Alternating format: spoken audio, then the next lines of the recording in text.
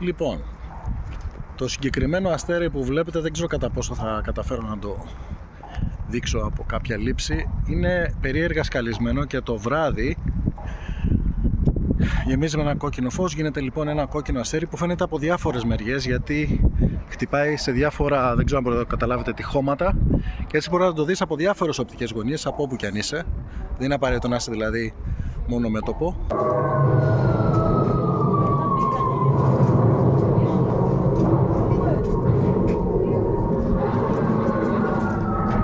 Σε αυτό το σημείο λοιπόν υπάρχει ηχητική αναπαραγωγή του πώς θα ήταν η κατάσταση την πρώτη μέρα που χτύπησαν λοιπόν οι Γερμανοί βάσει της επιχείρησης Μπαρμπαρόσα το φρούριο του Μπρέστ.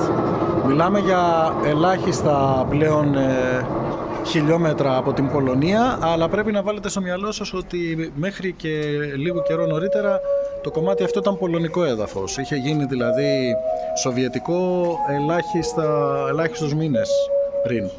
Εδώ λοιπόν βρισκόταν μια μεγάλη σοβιετική φρουρά, η οποία αντιστάθηκε λυσαλέα στις επιθέσεις τόσο από αέρα όσο και από ξηρά των μηχανοκίνητων ταξιαρχιών. Το συγκεκριμένο μέρος, δεν ξέρω αν να μπορώ να σας δώσω το μέγεθος, είναι ακόμα πιο ιερό, θα έλεγε κάποιος, για τους Ρώσους και Λευκορώσους, ή ανάλογα όπως είναι για μας, ας πούμε, το Ρούπελ και η γραμμή του Μεταξά. Είναι το μέρος που ουσιαστικά παραδόθηκε αφού πρώτα πολέμησε μέχρι Εσχάτων. Το μέρος αυτό υπήρξε μέρος εκτέλεσης όλων των πατριωτών που πολέμησαν εδώ από τους Ναζί την περίοδο 1941 μέχρι και 1944. Αυτό που αφήσαμε πίσω μας λοιπόν είναι η ανατολική πτέρυγα κατά κάποιο τρόπο του φρουρίου. Είναι η πτέρυγα που υπερασπίστηκε το πυροβολικό. Το σημείο που βλέπουμε εδώ πέρα, όπως καταλαβαίνετε, πέρα από την ιστορική του σημασία, είναι και καταπληκτικό μέρος για περίπατο. Όπως βλέπετε είναι ένα ίσχωμα με πάρα πολύ πράσινο, πολύ μεγάλη ηρεμία, πανέμορφο.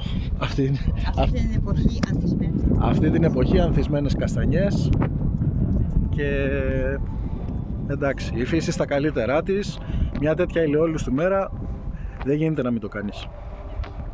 Η συγκεκριμένη λόφη προφανέστατα είναι τεχνητή λόφη, δεν είναι φυσική. Μπορεί κάποιος να κατανοήσει ότι εδώ βρίσκονται κάποια πολυβολία ή μπούνκερ. Στον περιβάλλοντα χώρο εδώ υπάρχουν και οπλικά συστήματα, θα σας τα παρουσιάσω με τη σειρά. Αυτό εδώ είναι ένα αυτοκινούμενο πυροβόλο Ισού 152, θρυλικό.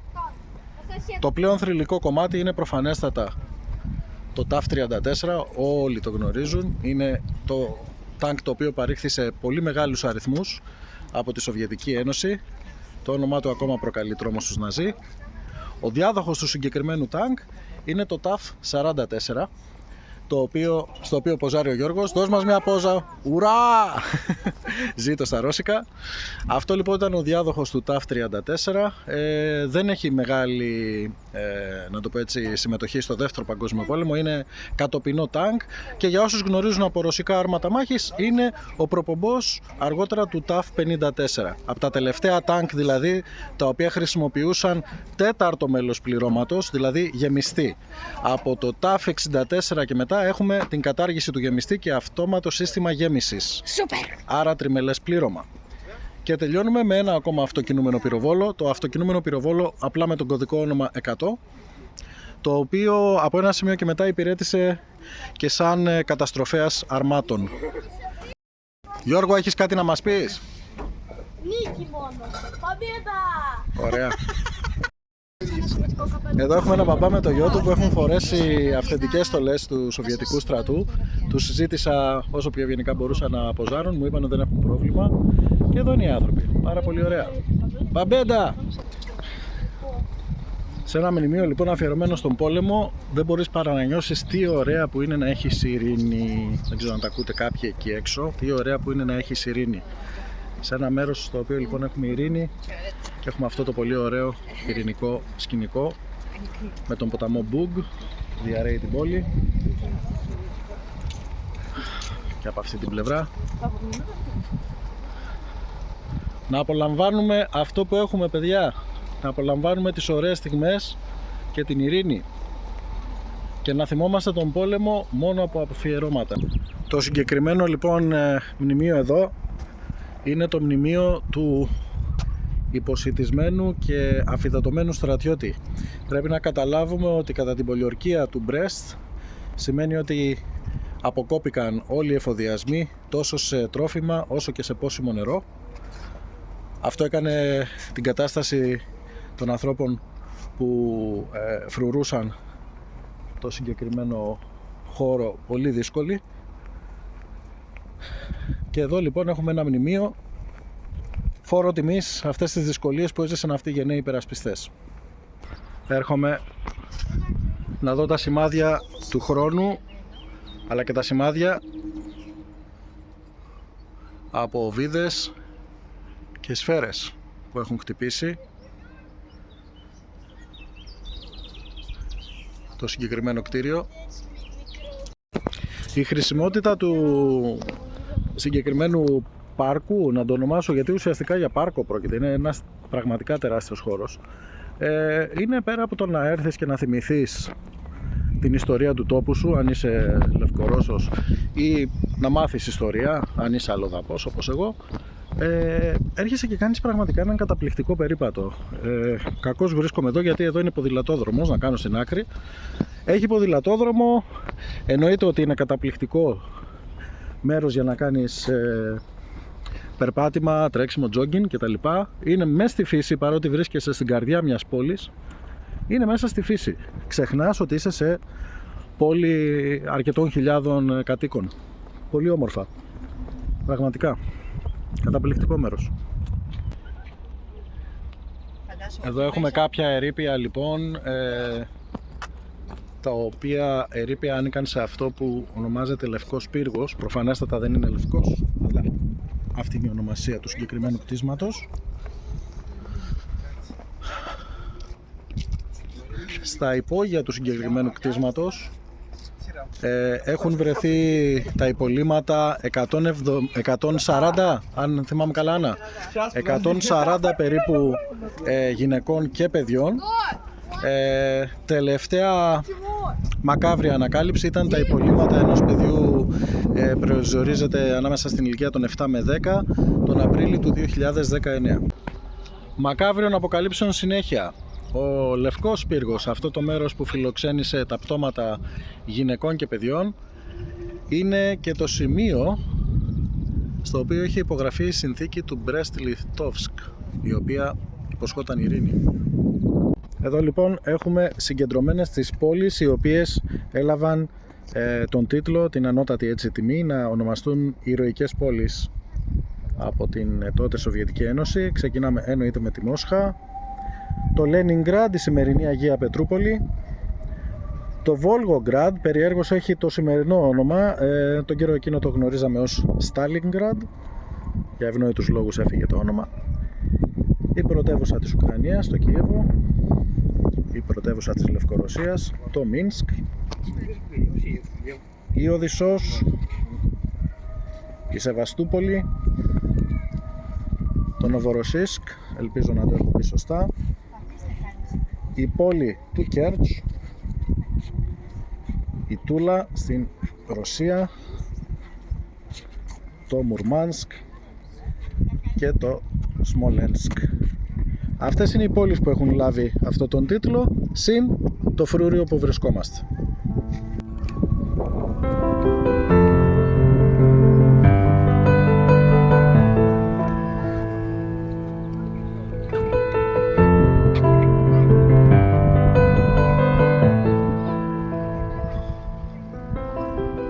Η φλόγα λοιπόν που δεν σβήνει ποτέ, και δόξα στους ήρωες. Το πολύ επιβλητικό μνημείο των Πεσόντων, μπορείς να το δεις από όπου και αν βρίσκεσαι, είναι πραγματικά τεράστιο. Στον περιβάλλοντα χώρο δεν θα μπορούσε να λείπει και κάποια εκκλησία φυσικά. Έχουμε εδώ τον καθεδρικό ναό του Αγίου Νικολάου, καθώς και ένα παρεκκλήσι του οποίου το όνομα αγνώ. το γιγάντιο, τιτάνιο, πελώριο και διάφορα άλλα επώνυμα που έχει δώσει ο Γιώργος σε αυτό εδώ το πραγματικά πολύ επιβλητικό μνημείο των Πεσόντων, στο οποίο αν κάνω τώρα και ένα κοντινό μπορείτε να δείτε και χαραγμένο το κομμουνιστικό σφυροδρέπανο. Στην οπίστια λοιπόν άποψη του συγκεκριμένου μνημείου βλέπουμε διάφορες αναπαραστάσεις. Παραδείγματος χάρη έχουμε εδώ ψηλά στρατιώτες σε έφοδο. Εδώ έχουμε την ξεκούραση των πολεμιστών. Ένας γράφει γράμμα στην οικογένεια, πολύ πιθανόν. Εδώ στο κέντρο άντρες βγαίνουν από τα ερείπια. Άντρες προσπαθούν να μεταφέρουν ένα οβιδοβόλο και στρατιώτες σε έφοδο. Αυτό που θα παρατηρήσει κάποιος εδώ πέρα είναι πραγματικά το πόσο καθαρό είναι το μέρος. Είναι απίστευτη η καθαριότητα και η εφταξία. Ένα από τα χαρακτηριστικά που πάντα μου άρεσαν σε αυτή τη χώρα και πάντα έτσι το ευχαριστιέμαι όταν έρχομαι είναι ότι τα πάντα είναι πάρα πολύ περιποιημένα. Πάντα θα δεις ανθρώπους να δουλεύουν για να το κρατήσουν έτσι.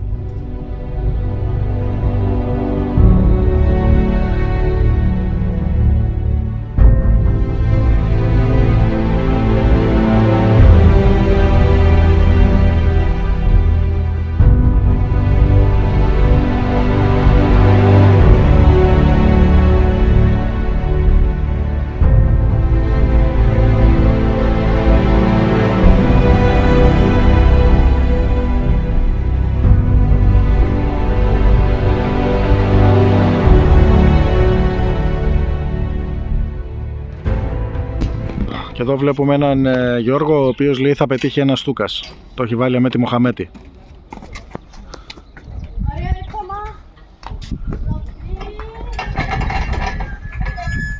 Τον χάσαμε τον πολεμίστη. Είσαι έτοιμος να το φας το Στούκας?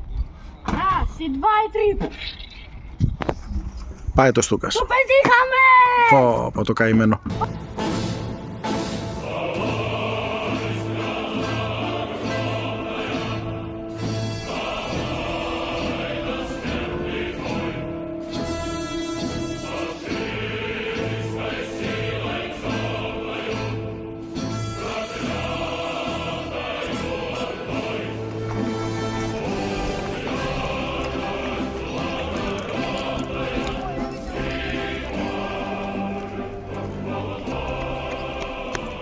Εδώ λοιπόν έχουμε το μπροστινό μέρος, την είσοδο του φρουρίου του Μπρέστ. Πάρα πολύ εμφανή τα σημάδια από μικροβίδες, χειροβομβίδες και πολλές σφαίρες. Βρισκόμαστε σε ένα σημείο που ονομάζεται Ανάχωμα Βαλίνσκ. Το συγκεκριμένο ανάχωμα έχει και την ανάλογη πλακέτα, δεν πολύ βοηθάει τώρα ο ήλιος να δείτε ακριβώς τι γράφει επάνω. Σε αυτό εδώ το σημείο λοιπόν για 3 μέρες μεταξύ 22 και μέχρι 24 Ιουνίου το 1941 δόθηκαν σκληρές μάχες, στις οποίες δεν συμμετείχαν μόνο οι στρατιώτες και οι αξιωματικοί του φρουρίου, αλλά οι υπάλληλοι οι οποίοι είναι κρατικοί και οι οικογένειες αξιωματικών και στρατιωτών.